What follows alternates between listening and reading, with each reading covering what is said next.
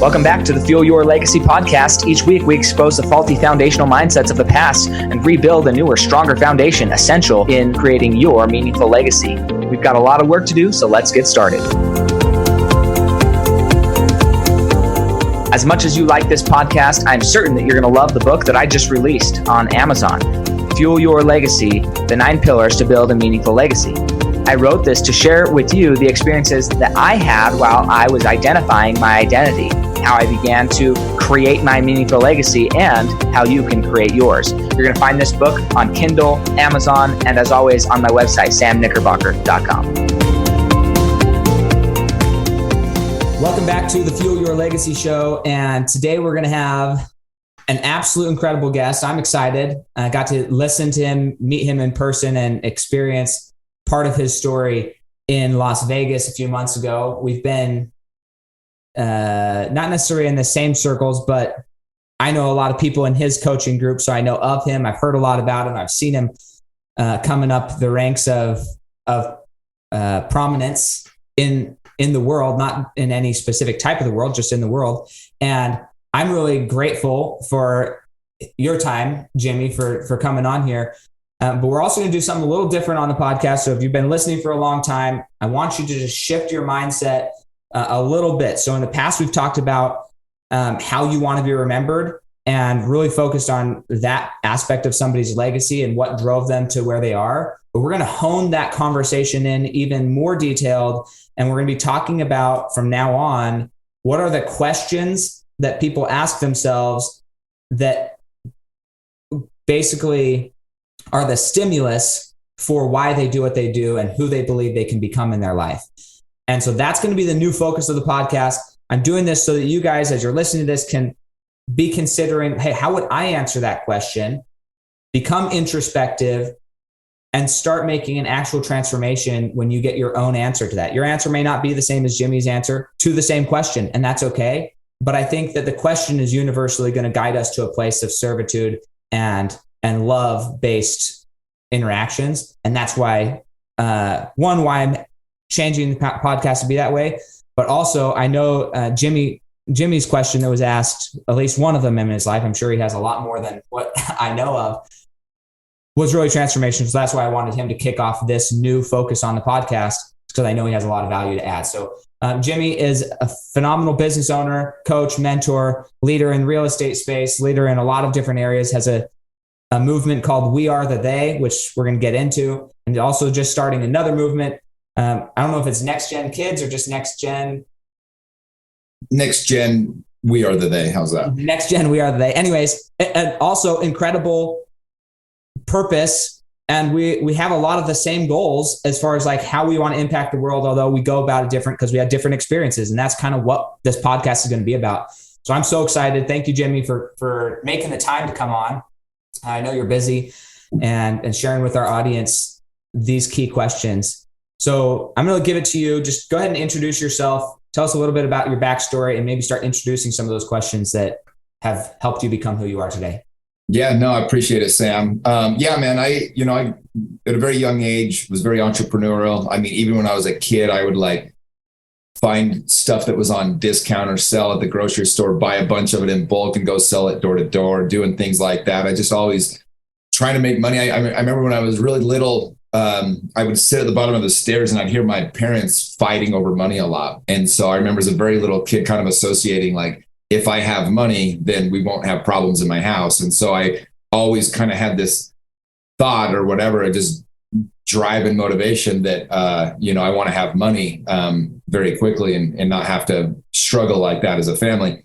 And so when I was 21 years old, I answered an ad in the paper to sell steak and chicken door to door. And I knew I could sell. I'd been a missionary for my church for 2 years, going door to door all day, every day. And so like I knew how to talk to people. And my very first day out on the doors, I was selling steak and chicken door. I was one of those guys that had a big freezer in the back of your truck and made a couple $100, like $300 in less than an hour, basically. And at that point, it was really cool because I kind of realized that my worst case scenario in life is I was going to be able to make 6 figures selling door to door. And it kind of blew the doors open of the possibilities for my life. And so I ended up doing that for about a couple of years. But in the meantime, I was experimenting with other things. I started a TV show. I started a business doing people's Christmas lights. I was just kind of trying to figure out what I was going to do. And I ended up kind of realizing that real estate was going to be the path that I wanted to go, be a real estate agent. And so I got in as an agent. And long story short, I hired the top coach in the country. My first 6 months as an agent, I sold like 3 homes. I didn't know what I was doing. And then once I hired that coach, my next 6 months, I ended the year with over 60 sales. And year 2, with me and one assistant, had 98 sales. I was one of the 2 finalists for salesperson of the year on my board of realtors. And it just kind of took off. And so for the next basically 17 years, I was doing real estate and became one of the top agents in the country. Me and my team, with my partner Tyler, we sold over 7,000 homes in that time frame. A lot of investors, a lot of ups and downs in that period as well. Learned a lot the hard way, went through the crash, almost burned out, was able to work through that in an impossible time to sell homes, and just learned a lot of things along the way. In the meantime, I went back to school. I got my master's degree. I also had a lot of side businesses always going. I just get bored easily. And so I was trying different things. I did some coaching. I did, I coached high school baseball at one point. I, volunteered at a youth camp for a time, just doing different things and trying to figure out what I wanted to really do. And the real estate thing obviously was amazing. And then about 3.5 years ago, I sold the most expensive home ever in Utah. It was $32 million house. Got a 7-figure commission, put in less than an hour of work. And I kind of just had this realization about the same time. There was an agent, and we worked a lot the same way, called a lot of for sale by owners. So we kind of ran into each other a lot. And he had 7 kids, went to pick up his rent check at one of his rental properties at a 4-plex he owned in kind of a shady part of town. And he got shot to death. And in the paper, all the stories and everything, on the news, it was the number 1 story for a few days, but all they talked about the whole time was like, realtor gets shot, realtor killed, realtor this. And I kind of had this realization as, I loved being a realtor, and I help people find their dream home and, where they're going to raise their family. There's a lot of value in that. But I also was like, damn, if I die tomorrow and the only thing I was known as a realtor, I'd be really sad. I'm so much more than that. And so it kind of started me on this path. Again, when I sold that big house too, I had this realization like, okay, I think I'm done with this. I need to find something that's going to be a little bit more impactful for the universe. And so that next year I wrote a book with my best friend, Cameron. It's called You End Up Where You're Heading: The Hidden Dangers of Living a Safe Life. And it's all about the hero's journey, about, not playing it safe in life. And I kind of started saying to myself, well, real estate is the safe path to me. I mean, I was at that time, just to give you context, I was making between 3 and 5 million a year in commissions. I mean, it was crushing. But I was kind of over it. And so I essentially started on this path to figure out what I was going to do next. And it led me to realizing, I really I had a lot of people reaching out to me about coaching them and wanting me to coach them on life or just business, real estate, all these different things. I knew I didn't want to be a one-on-one coach. It just wasn't what I wanted to do. But I'd seen a couple friends of mine, Sean Whalen, Ryan Stuman, some of these guys that had started these coaching groups, and I saw the impact they could have. And I started thinking maybe that's, something I could do. And as I started thinking about it, I realized, well, who am I to tell other people how to live their life? I kind of have that imposter syndrome we all get, because I never wanted to coach just to the sake of doing it. I mean, I was better off just selling real estate. And, but then I was doing a meditation with a friend of mine, and it helped me realize that the group, who needed this, what I could offer, was all these guys would reach out to me. They'd ask me the same 2 questions all the time on the internet, on Instagram and stuff. They'd say, number 1 is, you guys have such a tight group of friends. Where do I find a group of friends like you have? And then the other question was, I kind of feel like I'm stuck in life. You look like you're really living. I mean, I was going to all the major sporting events, just hanging out with my friends and family all the time. I've been to over 100 countries. And so I've just been doing a lot of crazy stuff. And people's like, I feel like I'm stuck. How do I get out of this spot? And so that was what I realized, like, wow, I actually am really good at 2 things. I know how to, live an extraordinary life, like how to really put myself out there and do things. I'm not afraid to try anything.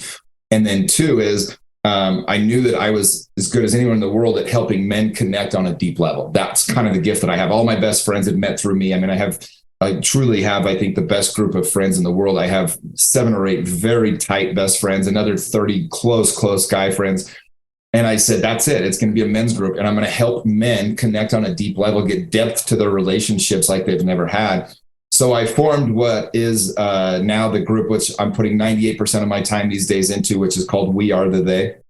And that's what I've been doing for the last year and a half. So now we're over 300 men that I coach, over 450 people in the program, if you include women, and then the next gym program, which you spoke to, which is the kids 13 to 17.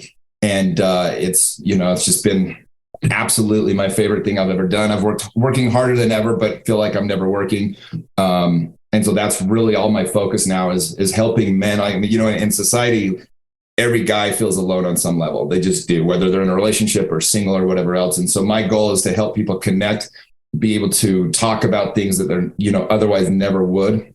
Just as an example, this last weekend, we had one of our events. I had 60 guys doing a 3-day event. And the third night we had this share section where a lot of guys can share stuff. And one of the guys got up and we create this container to be safe so that people want to talk about stuff. And he starts mumbling and he's kind of crying. He says, he's a 38-year-old guy. He says, these words have never come out of my mouth, but as a kid, I was sexually abused, and starts telling us, and he's on the road to recovery. And that night went home and told his wife for the first time. She found out, and here we go. I actually went on a walk with him this morning just to follow up with him and see how he's doing great. But my point is I've kind of led to this spot where we truly get to make this giant impact. And it's just kind of where I've just kind of always listened. I've kind of let my life be guided, and this is kind of where it led me. So that's what I'm doing now, and I freaking love it. Awesome. Well, I'm going to come back to the We Are the They and how that gets started, but I want to go back into your first few years of childhood. The first question, okay? The first question you ask yourself, the first question I ask myself, seems like, or close to, is very similar. I'm the 7th of 11 kids, and I grew up, my parents were Pizza Hut drivers, dirt poor out in Grantsville, Utah. They bought a house a few months before I was born, but then we moved into it a few months after I was born. That was condemned because the people who bought it before us tried to build a second story on single story foundation. And so the city came in and condemned it. We bought it because it was cheap, trying to stay out of debt. And we reinforced the base, the foundation, section by section, and then they built the second story. But point is, it was hard, right? There was a lot of fighting. There was a lot of fear. I mean, there was one point when I was 5 or 6 years old, and I don't even know if I was 5 or 6 anyways. My mom took my brother, just older than me, myself, and then my sister, and then the next brother. And she took us to California, Nevada, and she told my dad, from my understanding, this is how I remember the story. It may not be like factual because it's so funny. Perception is our reality. But hey, I'm going to leave. And if I come back and our house isn't livable, then we're getting divorced and the kids are going up for adoption. Like that, it was like an ultimatum. And she took us and gave them 2 months to finish a livable space in the house. And on that trip, I got bit by a dog on the nose. So I don't love dogs much. And I've got a scar on my nose. But point is, it's very seared in my memory, this experience and what was going on emotionally during that time. And then add to that, growing up, the financial stress led a lot to fear, and then abuse in very different circumstances. Well, so I graduated, or I left home thinking, how can I help families avoid anxiety, depression, domestic violence, divorce, all these social issues? And I was led to, through the research, that financial literacy is a major player. Financial confidence inside of the home, financial understanding is a major player in eliminating those things. And so that's when I shifted my whole focus to teaching people how money works. But for you hear your parents fighting, and I don't know what the question is, but the answer to the question is, if I have more money, then there'd be less fighting. Yeah. So, I mean, how can I make sure that my house isn't one that's where there's fighting, right? Like that's the question that I answered. Right. And how many people need to ask themselves that question? What is the stress in our house? What is the cause of the discord in our house, in our relationship? That's a powerful question. Like, rather than just trying to band-aid it, take a second, journal about it, and find out what is the cause. And maybe you're not sure. Maybe you have a list of 10 things. You're like, they all kind of feel equally the same pressure. Okay. Which one do we want to relieve the pressure on first? Let's knock it off the list. Let's see if that was the one. If we move that and things improve, great. Let's go to the next one. If we move that and things get worse because that wasn't the underlying issue, aren't you glad you found out that there was a better issue or a bigger issue underneath it, right? So that's a powerful question that you intuitively ask yourself that I think most people, for whatever reason, don't allow themselves to ask themselves. So huge there. So now I'm going to go to the next thing. That this is a question I ask myself. Really, this is one of my guiding questions that really helps me stay sane, that you mentioned was, well, what's your worst case scenario? Yeah. Once you figured out you could make money you can make 6 figures selling door to door, you're like, so this is my worst case scenario at this point. That's another question. How many people have asked themselves, what's my worst case scenario? And like really got comfortable with the darkness of what their worst case scenario is. Yeah. Well, Lewis Howes just came out with his new book, The Greatness Mindset, and pretty good friend of mine. And I just love that book. It's a roadmap for how to work through these questions. The best I've ever seen, to be honest. Tony Robbins has a thing called Time of Your Life, which is where I used to direct people till this book came out. But in that, he says, if you write down your fears, if you actually write them down and then you play them out, all right, write it out. What is the worst case scenario here? And just by putting it on paper, you kind of minimize the fear of them, because you start seeing like, oh, I can actually live with that, And one of the gifts of my life is when I was young, I tried a lot of things that didn't work. I bought a bunch of real estate in 2005, 2006, and ended up getting my ass handed to me. And I was fine. I worked through it. I started businesses that failed. I did a TV show that I ended up losing money on. I had, my meat business. My partner ended up stealing 120 grand. I got stuck with the debt and had to pay it off over 2 years. I mean, I made so many mistakes, but all of them, all the things you would be afraid of, right? All the things that you would fear. The beauty of it is as I went through those, nobody was like, man, Jimmy is quite the failure. It was the exact opposite, right? They're like, damn, this guy is just like willing to go for it. And even when things don't work out, and it was so admirable to my peers or to people that were watching me. And I really overcame this fear of failure. And in that same book, Lewis Howes talks about Sarah Blakely, who was the founder of Spanx, the first self-made billionaire woman under age 30, I believe, ever in the United States. And, she talked about like when she was a kid, her parents would ask her one question, which, speaking of good questions, this was one of the best questions I ever heard. Every day she'd come home, her parents would say, what did you fail at today? And talk about a mind change right there. Like talk about a mind-blowing question. What did you fail at today?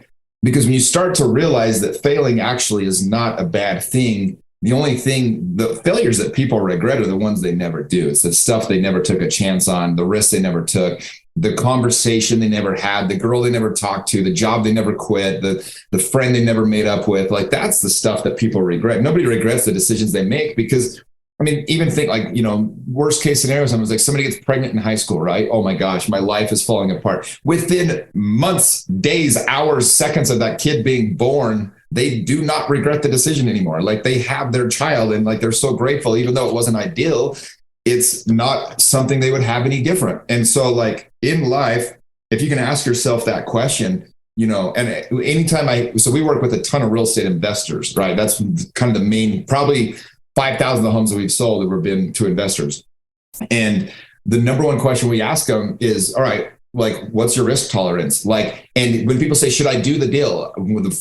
I ask them 2 questions. I say, number one, what's the worst case scenario? And can you live with it? That's the questions that I ask them. What's the worst case scenario? Can you live with it? So if you buy a place and if it goes under, it doesn't work out and you're completely destroys you financially, well, don't do the deal.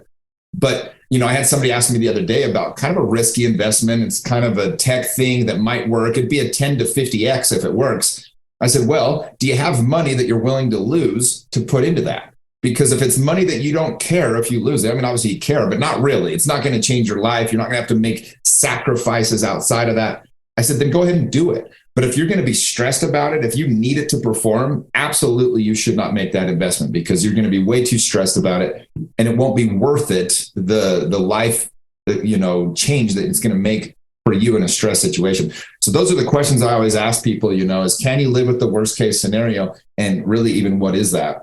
Right. And what's interesting is we all have our own spin on it. So like my 4 questions that I journaled about for 12 plus years, that now it's almost instantaneous in your mind. Because once you journal about these questions, you get in the habit of viewing life through this lens. you don't have to ask yourself, oh man, how am I going to be grateful for this? Maybe for like really, really big things. You're like, oh, that one hurt. I got to really process some gratitude for that one.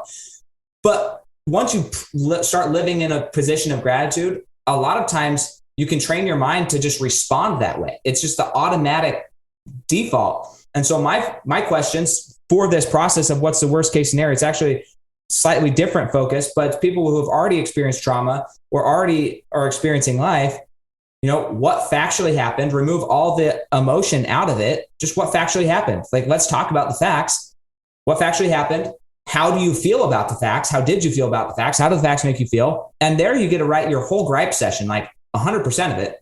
And then what could also be true? That's where you start finding out, like, well, what could also be around that area? What could also be true there? And then the next area is, why am I grateful? What did I learn from it? And if you start processing life through facts, emotions, what could also be true, and then why are you grateful? It's hard to be upset at the end of any experience because you process this thing. So the worst case scenario, it drives my wife a little batty sometimes. She's like, why are you always going through the worst case scenarios? I'm like, because once I figure out what the worst case scenario is and that I can live with it, that's my new ground zero. And I can project 6 months out. Okay, well, this is worst case scenario. Once you understand the worst case scenario, you're able to start putting in safeguards. You're actually able to start making contingency plans. But if you go in happy-go-lucky, Alice in Wonderland, thinking that there's never going to be a bad thing, then that's how you really get screwed, because you're not even aware of the worst case scenario. Yeah, that was very well said. So then the other question, these are questions that I'm just curious what your answers are. What question led you into real estate? Like, what you said that you basically finally decided that real estate was going to be the place after a lot of other stuff. What was the question that like made that something of enough passion that you're still doing it today? You've done it for multiple years and you became good at it, not just okay, but like you became the best at it. Yeah. I mean, the question that led me into it, well, to be honest, I just kind of knew that I'd be good at it. And so maybe the question is, like, it's one of the few careers you can make a lot of money with very little schooling, I think, or very little training. You get in, and immediately start making a lot of money. And so I think for me, well, this is a good one. All my friends, 3 of my best friends became doctors. One became a lawyer. One went the corporate route, worked for Google. Another one went into the military. And so they all were going to, best case scenario, kind of start making their money in their 30s. Minus the Google guy, I guess. And I was over here like, I don't want to be rich when I'm in my 30s. I want to have money at 23, 24. Like, I want to be wealthy now. So I think the question I had to ask myself was like, well, how can I achieve that? Right. And in real estate, it became very obvious, 90 hours of schooling. And then if I knew I'd be good at it, if I just worked hard. And so I think that was the question I asked myself, was like, what career could I go into that, selfishly, I'd make a lot of money. I wanted to have my own schedule. I wanted to do things my way. And so that was naturally, real estate was the perfect choice for me, with what my desires were. Okay. So now follow up question to that, because you said you failed for 6 months. What led you into hiring a coach, period? Like, what was the question that led you to hiring a coach? Secondary to that is, what led you to hiring the best coach? Because you've seen it, I've seen it. People go out and hire a coach, and the coach is maybe worse than they are, right? They should be coaching the coach, but they hire somebody. And I commend you for hiring somebody, but like, you didn't just go hire anybody in the country or in your vicinity. You said, who's the best person that I can hire? So what led you to hiring a coach? And then what further question led you to hiring the best coach? Well, there's a couple ways to answer this. So, I've always asked myself, who's the best in the world at this? I'll go learn from them. So just being honest. But let's pause. That question, who's the best in the world at what I'm trying to accomplish? Most people don't ask themselves that question or do the research to find out the answer. Even if they do, they're like, well, I don't know. And then that's the extent of their, don't stop at, I don't know. Go find out who the best person at whatever you're trying to accomplish is and study them. And you don't have to pay them to coach them. Most of the best people in the world, just like Jimmy, they're giving their stuff away for free online to a degree because like they want you to win. The best people in the world aren't holding their secrets. They're trying to give it to you any way you'll take it. And sometimes it means they need to charge you for it. Well, and I've done that so many times. Like when I wanted to learn how to, and it's, by the way, a better question is, who's the best in the world that I have access to?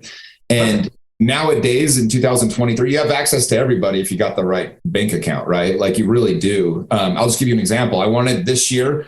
I mean, I'm kind of very well known in Utah. Everybody in Utah kind of knows who I am. I've done a really good job of, building my brand here as an influencer and just a speaker, author, coach, all those things. Outside of Utah, not so much anymore. And so I said, well, the number one person right now, in my opinion, for speaking, number one book last year is Ed Milet.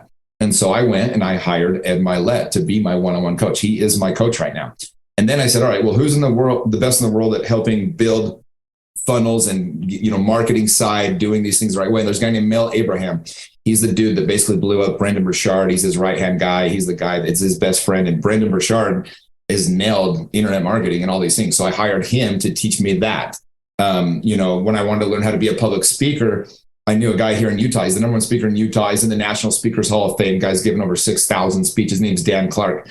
And I hired him. He became my mentor, right? And so I've done this in all these different aspects. In real estate, if I'm being honest, the first time I did it, I'd like to tell you I was a genius at 24. I got lucky. I found a flyer and went to a seminar, and it happened. I found it out later after I learned the industry that he is the GOAT, like he's the best, Mike Ferry. At the time, I did not know that. I kind of stumbled upon it and got lucky.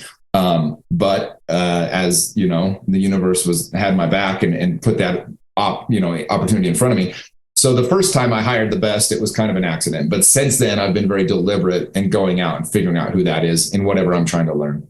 Okay. So I love that question. Who's the best at this in the world that I have access to? So Then you mentioned that you went back and got your master's degree. Why? Like, what question did you ask yourself? Like, oh, maybe I need a master's degree. Why did you do that? Yeah, like to be honest, it kind of had nothing to do with real estate or business. I had been dating. I was a little bit frustrated with dating in Utah. I felt like I dated every pretty girl in town, or at least tried. And so I was kind of ran through, the options here in Utah. I was trying to mix it up. I literally said, where could I go that I could still build my real estate business, that I can find women that I think will fit what I'm looking for and give me a new experience. And Arizona was kind of the obvious choice. And so I had to figure out a reason to go to Arizona. And I found out that Arizona State had a master's degree in real estate development. And I was like, oh my gosh, it's a 9-month program from 8 a.m. to 2 p.m. every day, 5 days a week. You're taking 8 classes at a time. I was like, this is literally the perfect program. I can boost my real estate career, my credibility in the real estate world while living somewhere else. It's not so long. I didn't have to, sell my house. I just rented it out and had a place back here in Utah still. I had buddies renting rooms and stuff. And so I went and I did that for a year, went and got my master's in real estate development. But the truth was, it was more about my dating life of where I wanted to go. And then I found a reason to go do it. Sure. This is why I'm so excited about this conversation, because the questions, like we see people with all these different accolades and we think, oh, they must have been. No, they're asking them like, how can I just find a meaningful relationship? I'm like trying to find a meaningful relationship. Where can I do that without ruining or not just without ruining, but like while still advancing the other things that are important to me? Exactly right. Okay. Like, I didn't know that was the reason. I had no idea. I was like, why did you already are a successful business owner. You're already a successful real estate agent. And so everybody kept saying like, what are you doing? Why are you going to do that? But it actually really did. Like, I stood out over other realtors after that, like crazy. Like, this dude is a professional. He has a master's in real estate. Like, Jimmy is not just, this isn't a hobby for him. He's the expert. We can trust him. So it really did, make a crazy impact on my career as well. Well, and I think that's another aspect. So like the follow-up question that maybe we passed over in highlighting the initial question, which I love, but the follow-up question was not just, okay, this is what my goal is. I want a meaningful relationship. The follow-up question is, where can I do that while still advancing these other areas? This is not a zero-sum game where we have to give up one thing to do the other. We have to find the right method to accomplish everybody's happiness, to accomplish everybody's goals. Or when I say everybody, sometimes inside of yourself, you have multiple areas of your life, at least faith, family, fitness, finance, and fun, that you're trying to advance. And one doesn't have to take the hit to progress the other. It's about how do we find the right combination for you? And that's different for everybody. I mean, you're coaching in your group. And one of the posts you just made was that one of your mentees, I guess, I don't know, sure, friends, I just call them friends really at this point, but one of your friends finally reached a spiritual goal that was for him life-changing. He's been working towards for a long time, that for Jimmy isn't necessarily a goal for Jimmy right now. But he was so happy to help him reach that goal in that religion because it was meaningful for him. Yeah, it's not about me. It's like, whatever person, whatever their goals are, the goal is, my whole point is to try to help them get there, And I think that's the great sign of a coach. And then when I'm going to run out of time and I don't want to. So I want you to share kind of the genesis, what led to the genesis of the We Are the They movement, because that's another that pulls in. Before we were talking about how the relationship, he was looking for a relationship, a meaningful relationship. So he did something that advanced his career. This next part is still looking for a meaningful relationship, but it led to him terminating a relationship because the value system of one thing was not in alignment with the relationship. And this experience exposed that. And so then it's not always happy go lucky where everything works out, right? Although I think it's about finding the right combination. Sometimes finding the right combination means you're trying something and it fails or it doesn't work. And that's okay. And we got to learn to be okay with that. So please share that story with us of the genesis of the We Are the They movement.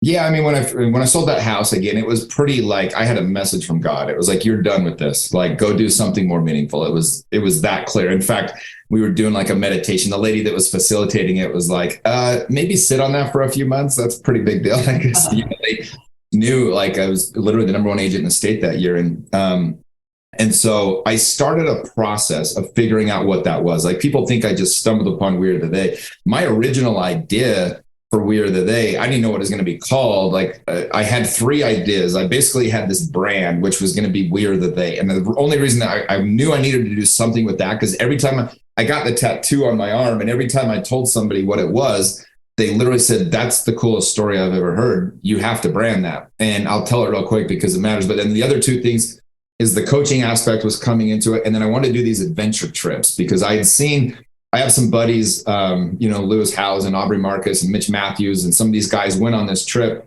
Steve Weatherford, and they went with Wim Hof in Poland. And they did this really cool trip where they went and climbed a mountain for hours and hours with no shirt on and just crazy stuff like that. And I thought to myself, like, damn, I know how to throw the best vacations.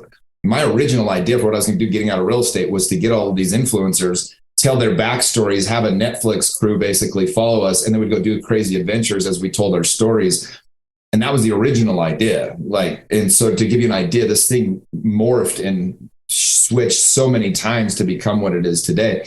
But anyway, but with We Are the They, I just wanted to do something with that brand. I wanted to trademark it. It's my thing. And what had happened is I had started about 6-7 years ago. I got a chance to go undercover with a group, a couple of different groups, and we would go help rescue kids that were being sex trafficked. And we would go down as the Americans looking to get kids and things like that. And we were undercover, obviously. And I remember the third op I ever went on, I came back from, it was a really dangerous one. It was probably my favorite one. We took down some bad dudes, rescued some kids, just a crazy experience. And I'm telling my girlfriend about it in the truck on our way home.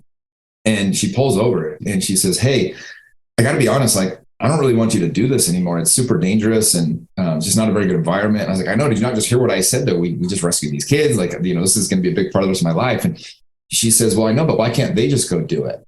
And without thinking or without hesitation, I said, what do you mean there is no they? Like, we are the they.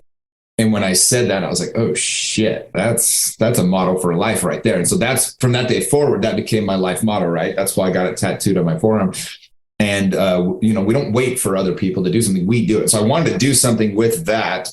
I wanted to do coaching and I wanted to do these adventure trips. And it was a process of like 2 years in the making of getting it, 1.5 years before I finally figured out it was going to be a men's group. And instead of just adventures, that would be a part of it. So we go do crazy adventures. That's part of my coaching program. I'm taking 70 guys to run with the bulls in July in a couple months. We just got back from Iceland, 40 of us. We went and swam with tiger sharks last year in the Bahamas with no cage. I mean, we do crazy stuff for sure. It's a big part of our program, but it's really just an ancillary part. And the whole point of that is when you do things that make you very uncomfortable, it helps you push past your fears. Then all of a sudden, it's not hard to have a conversation with your wife about something that you need to, or to be able to talk to your kid that, something's uncomfortable, or to be able to talk to your boss and, get the raise that you deserve or want or whatever. And so the whole point of that is by pushing yourself to be uncomfortable. It's kind of the whole idea of the ice bath right now, right? It's like make yourself deliberately uncomfortable. And then there's so much growth in that. So that's a big part of my program. But this all came together from like years of studying and planning and coaching and talking to people until I came up with what I believe is the perfect program for men to get vulnerable, authentic, and in integrity, and to build a strong support system to help them in life. Yeah. Before we move on to, I'm going to shift the context of the conversation a little bit one more time. But talk about the next gen, we are the they, as well in conjunction with this. Because again, I think all this stuff is stuff that like my heart has been wanting to do. I'm not as action taking as Jimmy has apparently, or resources or whatever. Let's ask a good question. Why not? Why not? Honestly, for me, the answer that I have every time is I haven't found I've asked people, I'll ask you too, like, who do you know that has the family life and the marriage relationship? They haven't transferred. They've never been divorced. And I say transferred as in the contract, one spouse outgrew the other spouse, and that became more important than marriage and the children while they're young. So for me, my highest right now in my life, my highest value is being able to see my children grow. I missed my first two kids. I missed their first word and their first steps. And with my daughter, I was like, I'm not doing that. I don't care. Like, I would rather be poor and get to be there for those experiences than make money or do it. Like, it's not more important to me. And so if I could find a coach that has all of those things and didn't sacrifice their family, then I'd be more interested in that. Ed Milet is probably the closest thing that I know of to that. I don't know him and his family personally, and how, not necessarily how his kids turned out, but like how much was he really there in the beginning of his children's life? It's easy from a position 20 years later to say, oh, it was all worth it. Maybe. But I want to have those memories. So that's why I haven't done it. So to answer your question, but I only ask that because it's good to do the exercise, right? Like, I'm definitely open to feedback right now. Like if you know something. I think that God gives us messages, or our soul's calling us, and it's like maybe the timing of it or whatever, or maybe you need to be the example of somebody that shows how to do that. You know, I mean, I do believe that I'm uniquely qualified or placed to do this coaching that I do, because I mean, I put in 80 hours a week. It is a lot, but I am single. So I am allowed, I have the time space to do it. But maybe you are the guy that shows that you can do it as a married guy, 100% putting family first, you know? Yeah. I don't know. I'm not opposed to, like, if somebody can, what I found is every time I found somebody that I think, oh yeah, that they're a good person, then I get close to them and I see behind the curtain of their relationship. I'm like, nah, I would never want to treat my wife that way. I'd never want to treat my kids that, like, so then it's like, there's a lot of stuff that's facade that when you get behind the curtain, you actually get to know somebody. It's like, no, that's not what I'm building for. So, yeah, I mean, I know what you're talking about. There's plenty of that, but I believe that's a limiting belief, because I know so many guys that, you know, have an amazing relationship with their wife and are kicking butt in business and life and all that too. No, sure. I'm not trying to discredit the people that. I'm just challenging you. That's what I do. You know? No, I know. I appreciate it, Jimmy. That's why I have you on this podcast, because it's about questions. So that's what I'm saying. Like, who are those people? You know them. Who are those people? Well, here's one of the best. So we're talking about questions. Tony Robbins has this thing that he does. He says it's one of the best questions you can ask yourself. So anytime you have a limiting belief, like that's a very limiting belief, regardless of however else you think about it. Sure. Ask yourself this one question: what if that wasn't true? It's a beautiful question. All right. What if that wasn't true? What if you can be the greatest husband and dad and, you know, be this coach that's doing the things that you're talking about, your soul calling you to do? And so just asking that question, when people say like, oh, that's impossible because of this or whatever, I can't do that because of this. Just ask that one question and you have to come up with an answer. Well, what if that wasn't true? It's such a perfect question. Right. And I believe that it's not true. I just haven't found the person to coach me on how to do it. Well, So you need somebody to coach you on how to do it, or do you just go for it? I didn't have anybody to show me how to do this. Like, there's not a footprint for what I'm doing, right? Like, no one's ever done it. You're right. And so those are things that I need to work on, Jimmy. Those are things I need to work on. I just asked the question right now. No, I appreciate it. I really do. I appreciate it. But talk about the next gen movement that you're creating for the next generation of youth. Yeah, well, it's kind of ironic from what we just talked about. Because so what happened is I had my first ever coaching call with Ed Milet back in December. And he asked me on it. He said, "Do you have any interest in coaching or helping the youth?" He said, "If I'm being real, Jimmy, nobody's focusing on that age group. Nobody's doing it. It's not out there. There's no good programs for them.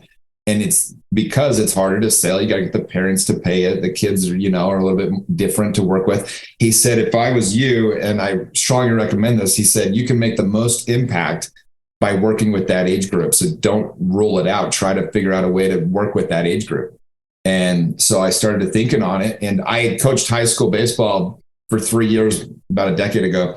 And it was actually my favorite thing I ever did. I love that age. They're so impressionable. They so badly want to do the right things. They want to find those mentors. They want to be shown how they can have an amazing life. And there's not a lot out there. They're getting educated on TikTok and from, stupid celebrities that give them bad information. And so took Ed's advice and just decided to, it's funny because that part of my program, I'll be lucky if it's even profitable, but it's kind of my give back project. But I wanted to set up a system that we're going to teach them for 1 year. It's everything I wish I was taught when I was their age. It's all the lessons I've learned. It's all these things I've picked up along the way from the amazing people I have in my life. And we're going to teach it to these kids. I got 50 kids that we're getting in the first program. Our first get together is the beginning of June. And it's funny because, I'm going to be getting guys like Andy Frisella and Ed Milet and Dan Fleischman and over like Steve Weather. These are the kind of people that are going to be teaching these guys. They're so happy to help me. They're so willing to come on and they volunteer their time because they appreciate what we're doing. So these kids are going to be getting a Harvard education from the smartest human beings alive that have done this stuff. Some of the most badass speakers on the planet. They won't even appreciate it till 5 years later, I bet. But at the end of the day, we're going to absolutely teach them everything. It's basically the program is completely designed. And Jimmy, what would have you wanted to know at 14 years old? Let's teach them that. And we can teach it from a level of experience and understanding and knowledge that, will forever change their lives, every one of these kids. Yeah, I love it. So those two things combined, and it started out as a men's group from my understanding. Are you now moving it into like more co-ed, or is it you're going to have a women's group and a men's group? Like, how's that going to work? No, the focus is still the men's group. I am a men's coach. That's my men's group. That's 100% what my focus is on growing. I brought in some partners that are amazing. So what I realized is these men are growing so much, their wives and girlfriends need to come along with them. So we set up a Queen's Edition. So we have over 125 women in the Queen's Edition. I brought in my life coach, Melissa. She was 22 years, been a coach with Tony Robbins and other organizations. She's a wizard, brilliant. And so she runs the women's group, which runs parallel to the men's group, but it's completely separate. And then we have the kids group. I brought in this guy, Mo Brissett, who's just, again, just a brilliant human. And he's running the next gen program. And so my focus is all the men's group, but I kind of help out, guide and direct and ancillarily in working through the other groups as well.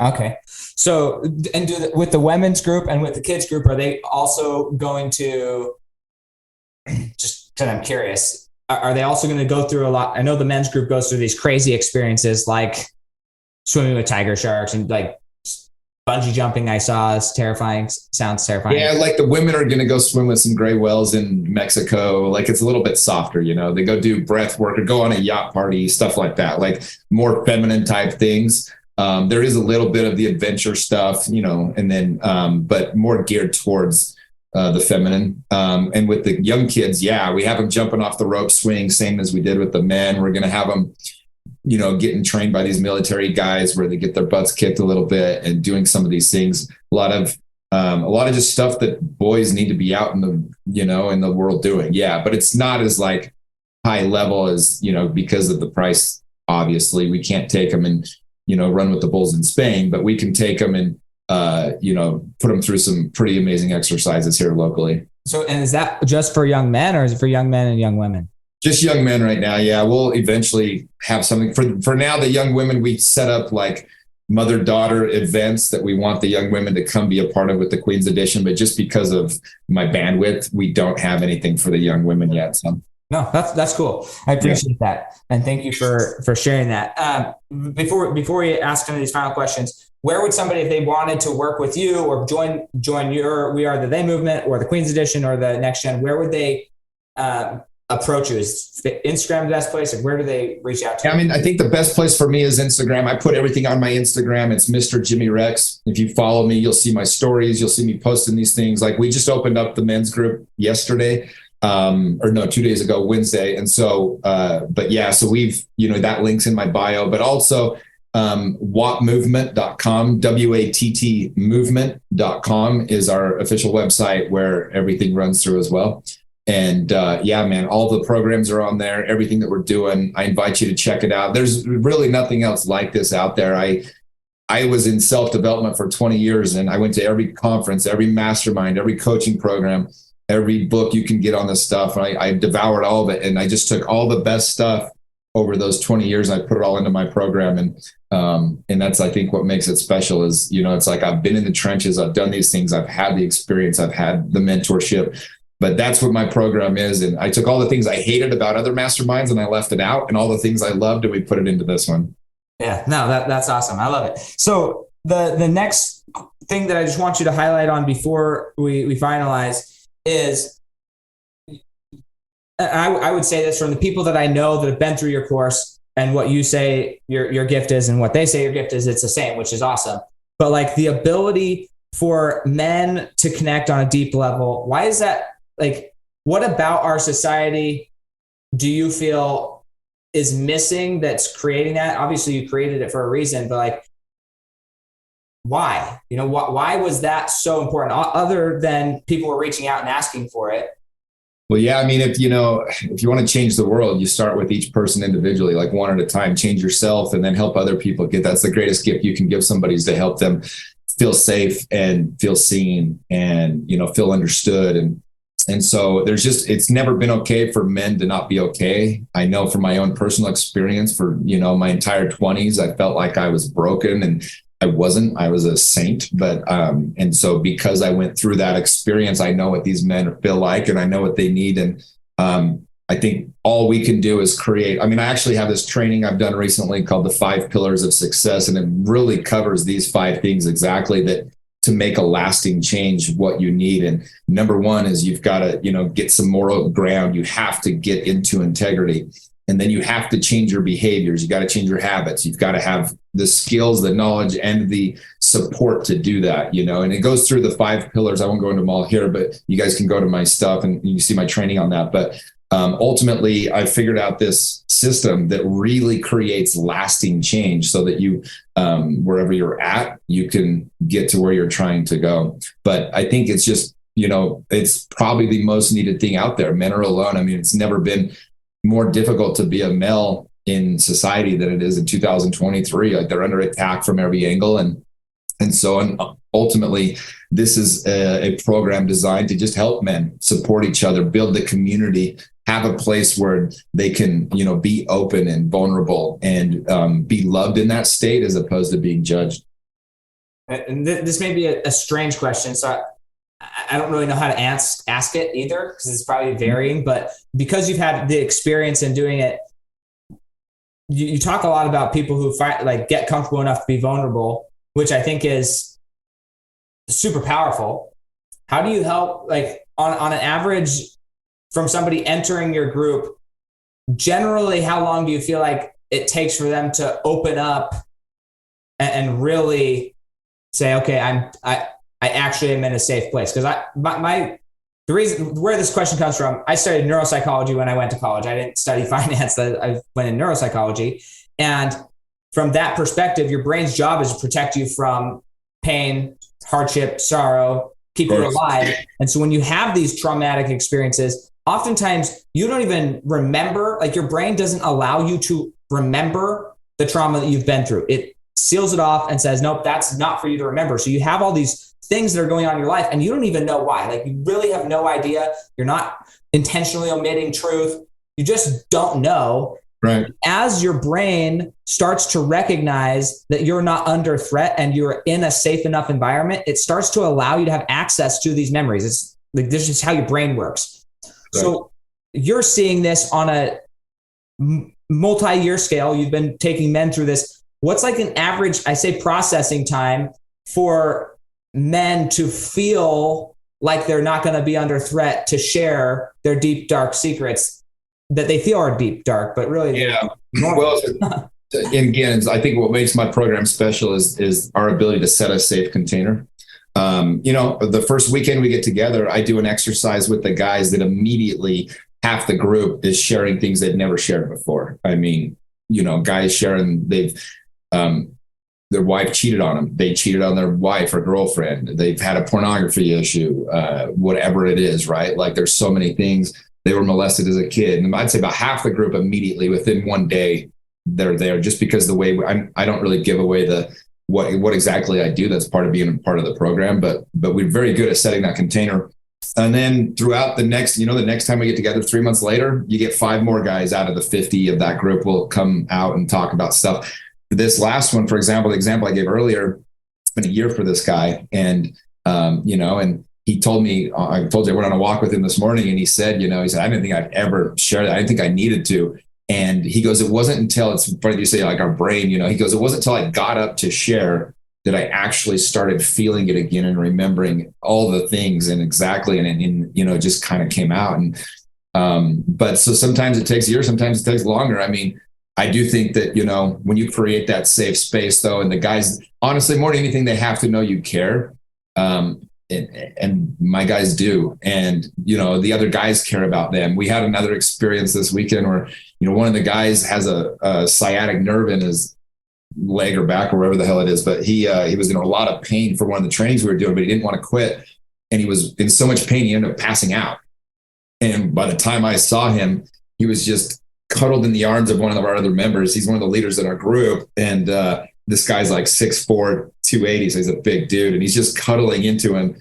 And he's crying, and like they're just holding him. And it was like the most beautiful scene of men just like supporting each other. And, it was one of those perfect moments in life. And he got up later and just talked about how his different breakthroughs. And he's like, I didn't break. Like my body literally quit on me. He literally passed out. And, but to have the support of the guys in the group and kind of what that meant. And so, we've created this community, this safe place for guys to be able to break and not have to be shamed by it or anything else. It's actually a beautiful moment, and breakthrough after breakthrough comes from that. Okay. So thank you. This is the last question, promise, because then we got to go. But with that and everything he said, just go to his program. Vulnerability is innumerably valuable. Like there's no way to put a value on having vulnerability and having connection through that. With the process of but creating that safe space so that people are choosing into vulnerability. What is that's going to be a bad way to ask the question. In your experience of helping these men through this, how would you say that they change? I know it's a broad question, but the changes that happen when we realize that we can be safe and share information. Well, yeah, I mean, so, the biggest problem when you're not vulnerable, like you hang on to these things, you have shame or guilt or whatever over, right? Like, let's say whatever it is. And because of that, anytime you're receiving love, you kind of, in the back of your mind, whether subconsciously or consciously, you're thinking, gosh, like if they really knew who I was, they wouldn't love me. So it's really hard to accept the love you're getting. And so even though people are pouring into your bucket, it's like it's got holes in it. And so when you break those barriers down, you actually show yourself like, this is me. And then you feel loved in that state, whether from the other men, whether from your wife or your family or whoever it might be. All of a sudden you go, oh my gosh, I'm just enough. Like I'm lovable, even in spite of me not being perfect. Like they just love me. And then that self-love starts to happen because you realize you're lovable and you're enough. And I mean, that changes everything. And so that's, I think, the biggest reason why vulnerability matters. That's the reason why the program works, because all of a sudden you can accept all the love that you're getting. Thank you so much. I have a quote that I wrote down in 2018. I was going through my phone the other day with my wife, and it said, "You only feel like you're not enough because you haven't shown others enough of who you are." Very well said. And I was like, dang, how did I forget that? It's in my notes. So great. But thank you so much, Jimmy, for helping people feel comfortable enough to show enough of who they are. And one of the things that I've gained from learning how to be vulnerable myself is inside your head, not only does it feel like you won't be loved, but you think you're the only one who has the problem. When you're in a group of 50 guys and they say, who's done this? And half of the crowd has the same thing you do. It's freeing. So you're like, oh man, I know somebody else now who can commiserate, not necessarily commiserate, but like we can support each other through growth. Yeah. And that's freeing. So I appreciate you taking the time out of your life and making that a purpose to help our society grow in that way. And I'm excited for it to get a much bigger, and have a much bigger impact and influence on the world in all areas, men, women, children, helping us all become stronger and healthier mentally, physically, and emotionally. Well, thanks, man. Yeah, check us out. It's we're growing like crazy, and we're just going to keep going, man. It's too important. So thank you. Yeah, thank you, and we'll have a wonderful day. Catch you guys next time on the Fuel Your Legacy Show. Thanks for joining us. If what you heard today resonates with you, please like, comment, and share on social media. Tag me, and if you do give me a shout out, I'll give you a shout out on the next episode. Thanks to all of those who've left a review. It helps spread the message of what it takes to build a legacy that lasts. And we'll catch you next time on Fuel Your Legacy.